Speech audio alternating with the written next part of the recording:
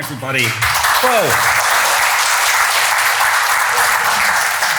As the Pope said the other day when they gave him a round of applause at the beginning of his presentation, I don't know if you saw that clip.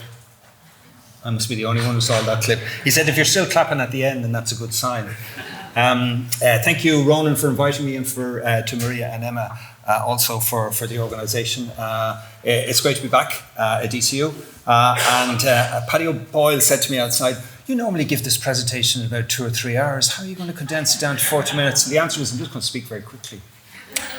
All you need to know, if you want to get one message away to take away, then whatever you knew yesterday or last week is probably out of date already. And yes, this is very scary.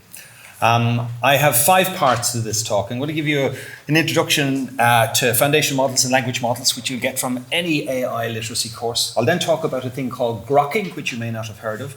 I'll then talk about a thing called software agents and agentic AI, which is starting to appear, or has started to appear, and is already available to you on your desktop. And then I'm going to wind up with where does that leave us? So foundation models, the history of AI in one slide. So for years, many of us would have handcrafted rules to do things like speech recognition and computer vision. And then the internet came along, and Google provided an awful lot of textual and numeric data associated with people's searches. And they mined that information, every search that you did and everything that you clicked, to create a system called AdWords, and to give you targeted advertising. And they still make about $400 billion every year from that as a service. And what's great about that, from a scientific point of view, is that led to machine learning at scale. And it demonstrated that at internet scale, people, society, Google, and then everybody else who followed could do machine learning and to do predictive and recommender systems in AI. At 14 years ago, Jeff Hinton, one of the godfathers and Nobel Prize winners, rediscovered a technique called neural networks, deep learning, and that became a quantum leap in the accuracy of recommendations. So nobody really cared if you got a bad advertisement on a Google page, but people really cared if it was an analysis of an MRI scan or a tumor, for example, or computer vision that you were looking at. And this neural networks became embedded in our system. And already today you would have had probably a dozen or more examples of recommender systems and classification AI in your day-to-day life. The way that this works is that typically you take a bunch of training data, old data with known outcomes, you put it into an algorithm and you build a model. So you can take new data and run it against it. And your Spotify recommender list, your Netflix recommender list, everything you do is based on past training data leading to a model for new training, for new unseen data to come in and be run against that. Recently, researchers, and by recently I mean this is actually a long time ago, about 5 or 6 years ago, took this on its head and said, instead of taking training data with known outcomes and building a model that we can put unseen data against, let's take training data, we don't care about the outcomes. Let's build a model of that so we can generate more training data. And why would you want to have more training data? So we can feed it back in and build other models. This is an example of the standard approach to classical or recommender AI system. You take a bunch of pictures of cats. Those of us in computer vision always love pictures of cats. Cats and not cats. And you build a model to encode the representation of what makes a cat and what makes not a cat. And you can determine whether a cat is or is not a cat. Is a recommended advert? Is an MRI scan, does it contain a tube? All of those kind of things with known outputs. But this is generative AI, where you take pictures of cats and only cats, and you generate what a cat should look like, and you synthesize a new cat. And that is what generative AI is. And the first applications of this were to generate pictures of people. This is only 5 or 6 years ago, and then it went from there. A large language model is where you take a bunch of pictures of cats, except it's not pictures of cats, it's text. And it's not small volumes of text, it's huge volumes of text. And you build a model for what that language looks like. About 5 or 6 years ago, I built a model, generative model for the poetry of Seamus Heaney. Took about 100 Seamus Heaney poems, built a model of what they look like, and I was able to turn the wheel and produce Seamus Heaney poetry. And I ran a little survey, right, to see could people discern the difference between the synthetic Seamus Heaney and the original. those of you in DCU will remember our previous president. We won't mention him, but we know him as Brian McCrath. And anybody who sat through any one of the graduation ceremonies over a decade will know that Paddy sniggering in the background. He always quotes Seamus Heaney in his stuff, right? He was one of the people who couldn't determine the difference between what is and is not a Seamus Heaney poetry. But if you take large volumes, and big tech companies can take the internet, right, and build not a language model, but a very large language model, then what you do is you take a bunch of pictures of cats or text and you sort them by creating a virtual space into which they fit with a much smaller dimensionality. It's like organizing all of that sort of stuff. And this concept is called embeddings. So it's taking text and putting it into this virtual space, or images, or text and images, or text images with captions, or videos. So it became multimodal. So you can take any kind of messy information, put manners on it by creating an embedding space, and then building a model for that. Now, the basis behind this is a thing called the transformer architecture. And I liken this to taking a bunch of M&Ms of different colors. Now, there's only about 20 different color M&Ms, but if you assume that they are all slightly different shades of each other, and what you want to do is you want to take that bunch of M&Ms and you want to arrange them on a billiard table so that all the colours which are closest to each other appear next to each other like that. Now, that's easy to do for 1, 2, 3, 100, 1,000, 1,000,000, 1,000,000,000. It's an enormous billiard table. And every time you want to take a new word or a new document or a new something and put it in, you're faced with looking at an enormous billiard table and you've got a coloured M&M and you have to fit it in, so no, it's there and I need to move them that way and that way. So that's the computation which is behind building a large language model. And we know that companies like OpenAI and Google and Microsoft would have taken months of computing time to build a language model. Why do they take that? Because they're turning billions of M&Ms into an enormous billiard table, and that's the computation cost of doing this. Once you've built that model, then what you can do is you can jump into the middle of the billiard table, and given a set of leading words, which is your prompt, you can estimate what the next word, no, he said word, what the next word is going to be. See? And that's the way it works. So it's like autocomplete, except it knows as we go from one to the next. So you were able to know what the preceding word, and you actually got fixed because he gave you the preceding, and so on. And that's the way generative modeling works. And it doesn't matter whether it's words or whether it's pixels in an image or parts of videos in a frame. This is the way that generative AI works. How big is this? Well, we don't know because they don't tell us the size of the training data. But in one of the previous versions of GPT from OpenAI, if you were to print them as a set of books, it'll be longer than the length of Ireland. The time taken to do this computation on that MacBook would have been 2.9 million years, and the size of the billiard table is about 25 times the size of the Phoenix Park if you were to print it out as an Excel sheet. And if you were to print it out as an Excel sheet, you will have no friends, because you've used all the paper. Can training data be reconstituted? Is my stuff that I wrote in there somewhere? No, it cannot be pulled out because of the sheer size of the 25 Phoenix Parks. But also, people think it can because there are certain things that occur repeatedly in the training data that the model has learned as a rule. And an example of that would be the postal address of the White House, which is, do you know what it is? No. Do you know what it is? Anyone? 1600. Yes. Now, did that get that from your piece of information on that? No, it appears so many times it becomes encoded as a rule, as a feature, as a pattern, as a characteristic in the flying over the 25 Phoenix Parks. You can see that pattern emerging. Great example of this is if you ask any of the models for a picture of an analog clock face, what time will it tell you?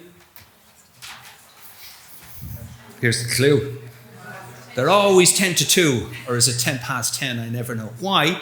because the models have been trained on pictures of clocks, and as a marketing feature, they always advertise them like this. Anybody ever go through Geneva Airport, which advertises clocks and watches and clocks and watches?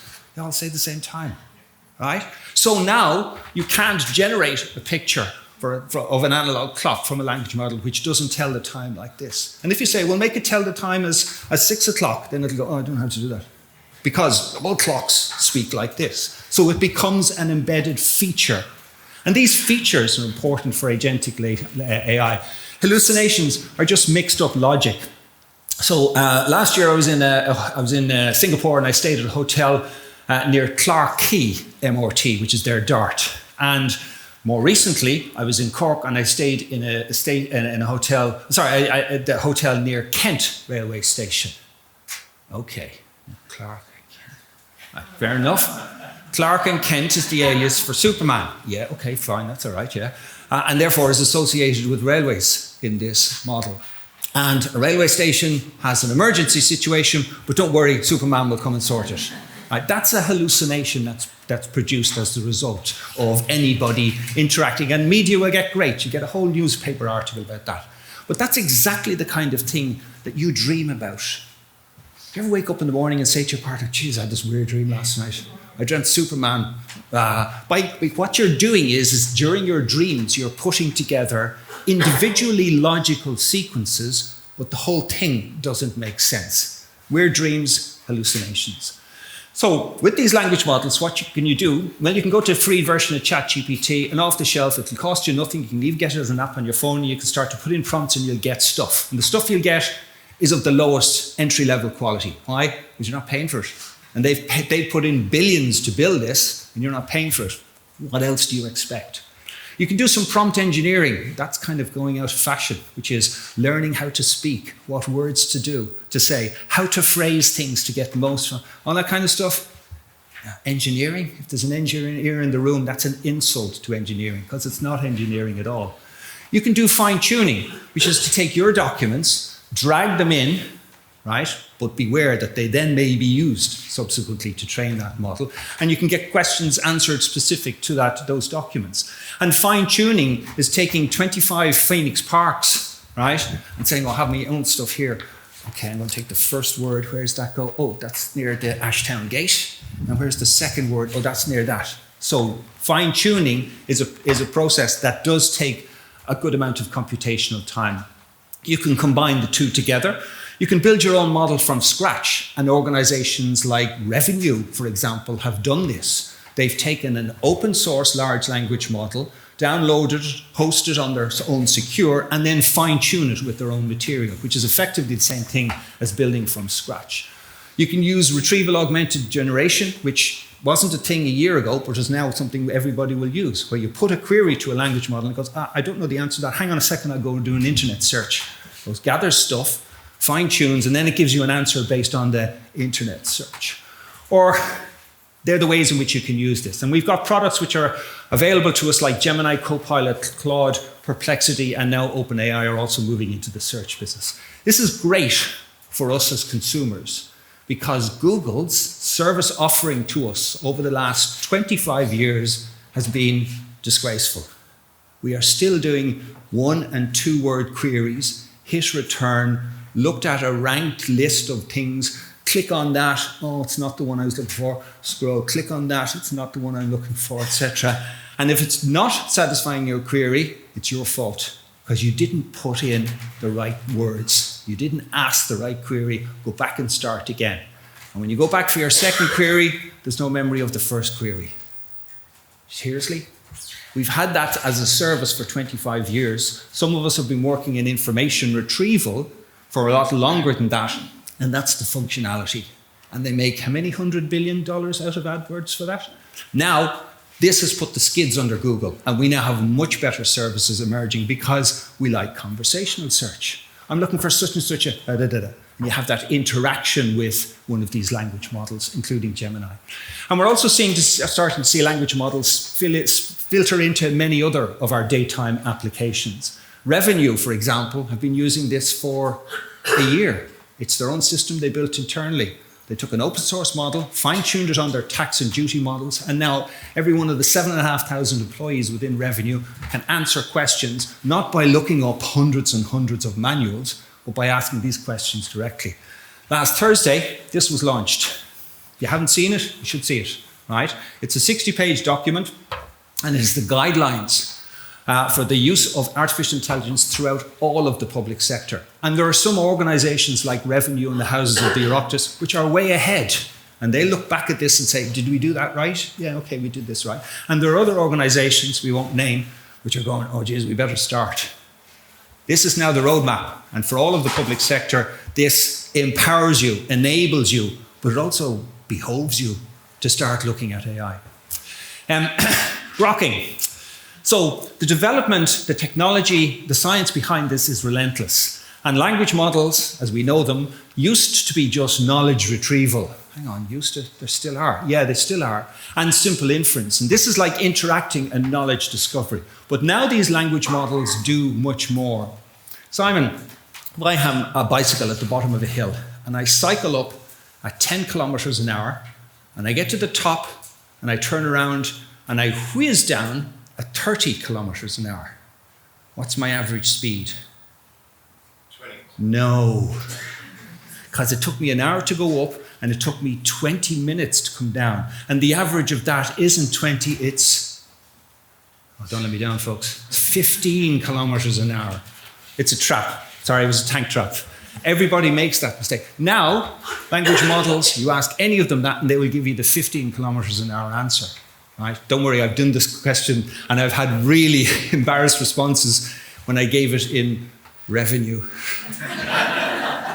Right? Oops, what did I just do? There we go. Paddy knows this one. Intelligence is the ability to adapt to change. That's a thing called leet speak. If you gave that to a large language model, it would come up with the correct answer. And in the early days, it came up with the correct answer only because that's a well-known phrase, which is part of the training data, like the postal address for the White House in Washington. If you also give it this one, which is, this is the best lecture ever, right? Then you'll get it, but you only get it because you got the first one. Now, with language models, if you give it this one, without giving it this one, it gets it. They've got cleverer. They've got more intelligent. How have they got more intelligent? Well, big tech with big collections and big computing and big funding were able to throw massive amounts of data at language models and leave them running for the 3 months that it took. And then say, well, let's leave it running for another month. Why? We've reached our basics. Let's see what happens. Let's throw another month. And they would put more and more effort into the computation. And GPT-4, this is only last year, was the first of the models to really show that the larger language models, with the huge amount of training data and the huge amount of training time in that data, to hell with energy. Don't worry, we just built another power station, okay? Keep it going, keep it going, keep it going, keep her lit. They were the first to show that these get better and better at doing inference and deduction and reasoning and answering those questions more accurately. Now, there's a phenomenon called grokking. I'll let you look at the pictures. And somebody said to me, is that a picture of your son? And the first one, no, it's actually my grandson, right? And the first book, right, is Quantum Computing for Babies, which is what I gave to my grandson. Quantum Computing for Babies. But if I was to take quantum computing as a concept, Emma, and I was to describe it to you, you'd go, yeah, that's really hard, I don't understand that. And then you might go listen to a podcast and then look at a BBC documentary and then read a book and da-da. And eventually, if you spend enough time studying something really complex, you go, gee, now I understand it. I know what quantum computing is, right? That's that moment on the road to Damascus. That's that bit where everything clicks. That's that bit where you suddenly know how to cycle a two-wheeled bicycle without the stabilizer. That's where everything, we get those moments for really complex things. And that's grokking.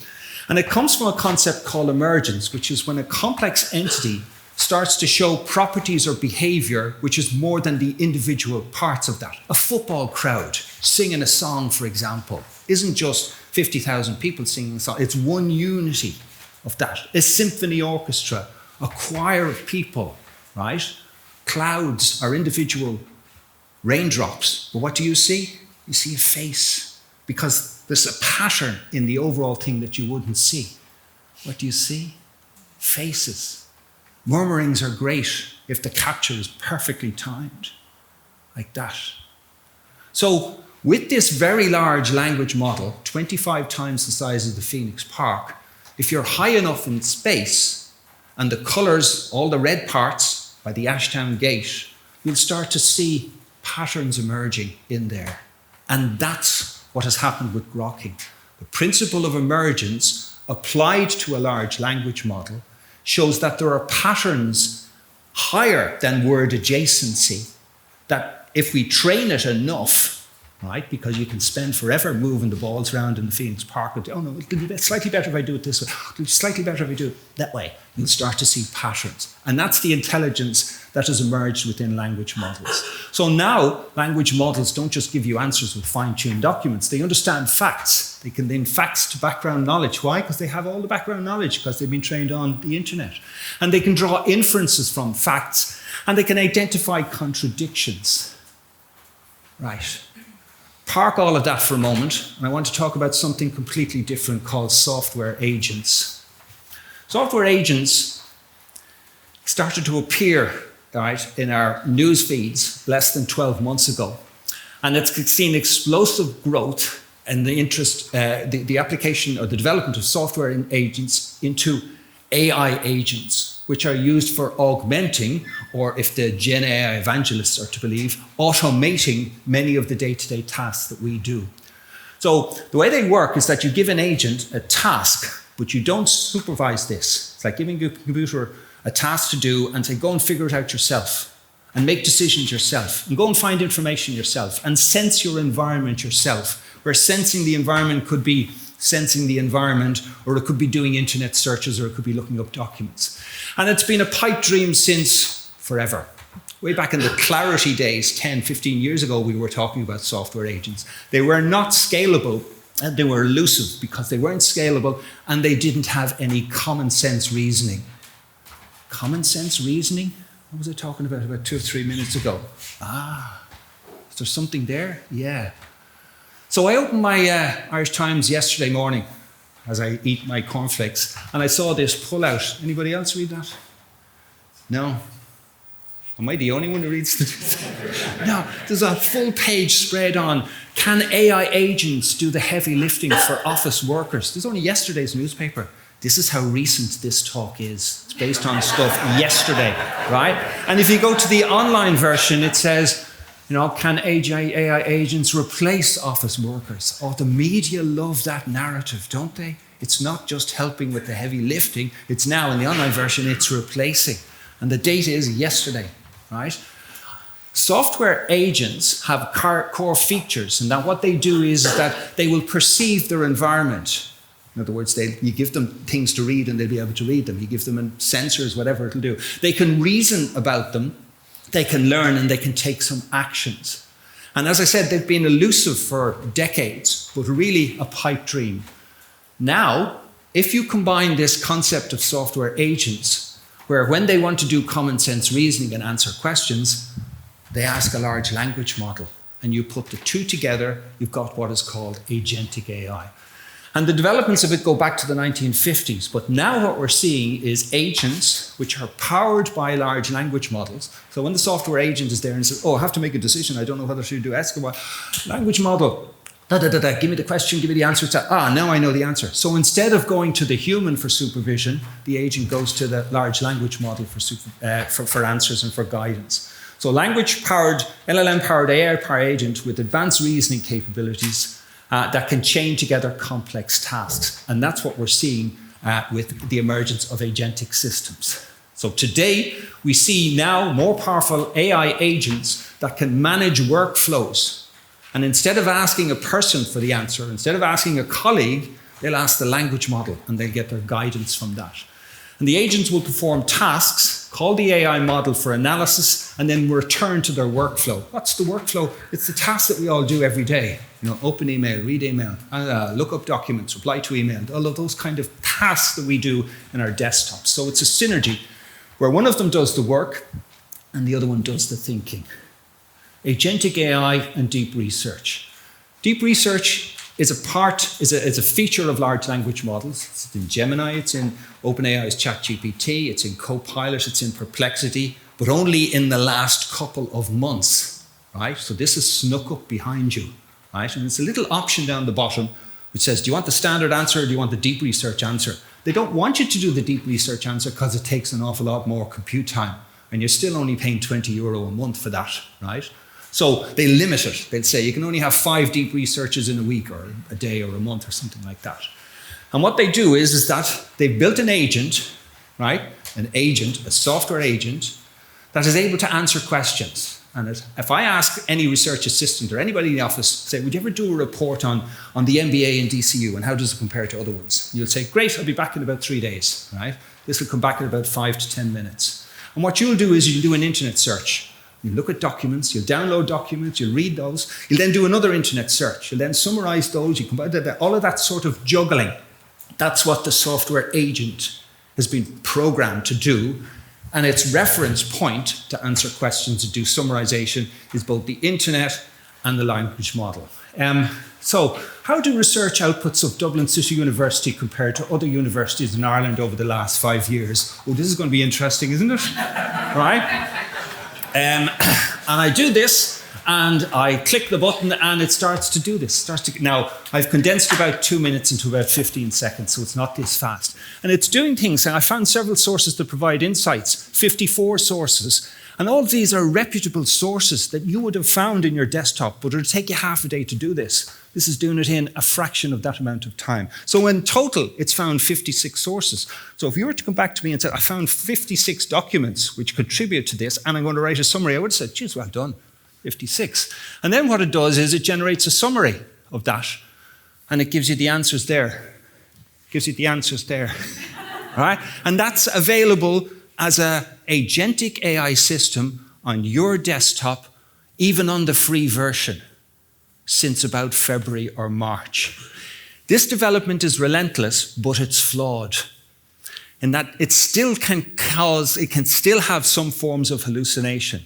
So if I go to any of the models and say, create a picture of an empty room with absolutely no elephant in it, it'll give me this. It'll say, here's an image of an empty room with absolutely no elephant in it. And I'll say, give me another one. Oh, here's yet another peaceful, elephant-free, empty room. Duh, the elephant in the room, right? For you. Let me know if you like more or something different. And I'd say, yeah, another. Oh, here's another empty, the elephant's gone.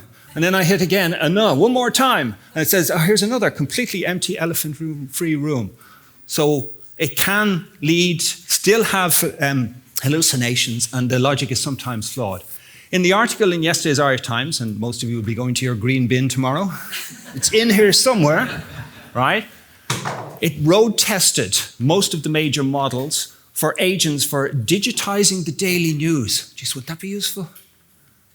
Writing emails based on what? Based on the previous emails and all the other things. Composing draft emails. Summarizing a meeting.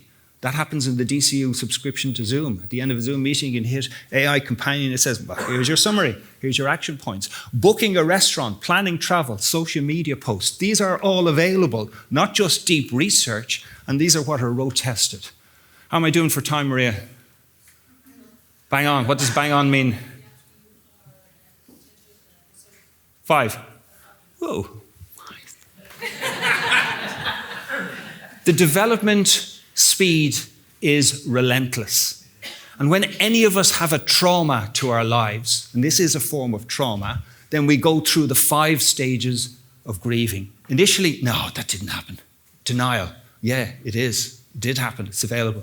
Then we get anger, right?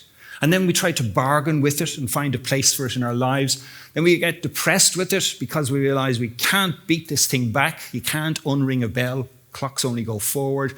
And then you finally end up with a place with acceptance. With generative AI, some people move through those very quickly. Some people are at earlier stages. But what makes this unrelenting is that for those of us who are still at the earlier stages, another thing happens and it sets us back. Do you know what AI is able to do now? Hang on, I still haven't processed what I was able to do last week. So we get continuously set back on this scale into denial. And the most common phrase that we would have when talking about AI is oh, geez, I didn't know I could do that. Because, right? Their pace is relentless, and we're sent back to denial.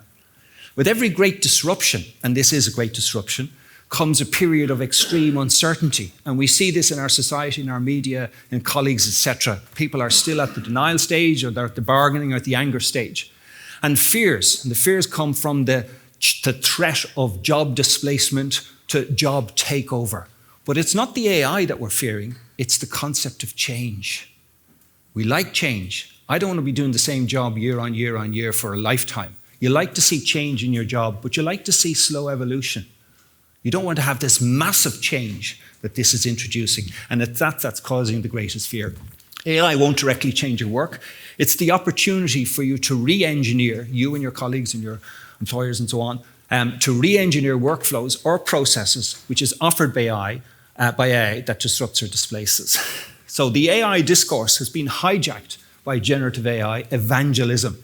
So the tech bros saying it's going to take over the world, you know, it's going to be brilliant, we won't need people at all, etc. It's only going to be WALL-E, that movie, right? And then at the other end, you've got people still at the denial stage. And then you've got people writing articles, oh, look what ChatGPT generated for me, isn't it flawed, right? That sort of lazy journalism that comes with that. AI can't automate any decision-making without justification. And these agents are doing this, but they're able to justify those decisions they make. And it can help with tasks, not replace jobs, because it helps with our activities, not replacing our roles. That's from Prague, Sharma, a colleague of ours. And I don't think I don't think it is AI proofing yourself that you need to do. It's AI amplifying yourself. Do you want to be defensive, or do you want to embrace and grow with this? And that's what that quote from Reid Hoffman says. So how should you do? What you should do about this? This is a slide from Vincent Duffy, and it points to the Ever Given cargo ship, which got stuck sideways in the Suez Canal, and the whole world got bunged up for months.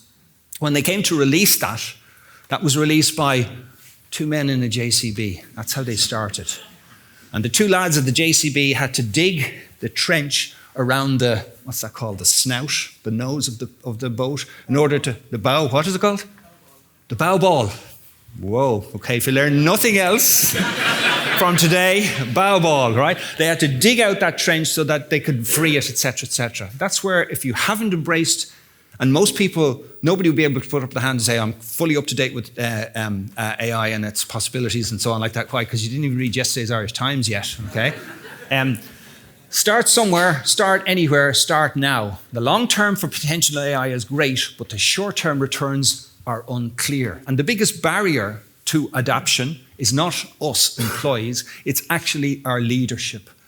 So for AI to be adopted effectively in any organization, you need leaders who have a clear understanding of the opportunities and limitations of this technology. So leadership has the greatest responsibility in empowering people, allowing people, encouraging people to try and to do things. And we have this, right, which almost gives us a license, right, to do this kind of thing. AI literacy is hugely important. It's great that you've organized this morning with so much AI coverage in this, because the more exposure you get to this, the more up to date you are, the more you'll be able to adapt it. And saying, I did an AI literacy course last November. Really? Yeah, that says it all. Last November. This stuff has changed so much since then. And there's a flood of expert trainers, from webinars to LinkedIn ads. Do some of them, do all of them. Your institution, your employer provides these. And it's now a requirement as part of the AI Act that any organization which uses AI, not just develops, but which uses it, and if you use ChatGPT or Copilot on your desktop, then you're one of those, then since the 2nd of February, your organization has to provide AI literacy for everybody. Not just tech people, but for everybody. Last slide. AI literacy is a personal responsibility. It's great that you're here. Go out to the green bin when you get home, dig out yesterday's Irish Times, read that, start to play with things. AI research, however, is now production AI for big tech companies. And every one of our PhD students, when they graduate, almost universally want to go to work for a big tech company. Why? Because they got the compute power, they got the data, that's where all the exciting developments are happening. Sorry, but it's true. And researchers in the science be trying to understand this. We still don't understand grokking, right? Yet we already have systems on our desktop which are built upon it. And lastly, the major AI breakthroughs are almost exclusively from large companies with no sharing of what they did and how they did it until the products are released. And then we have to try and reverse engineer what did they do. So that's worrying. So there's a couple of worrying things there. I don't want to be overly negative here, leaving the takeaways as negative, but just to drive those home. Did I finish on time, Maria? Absolutely. Okay.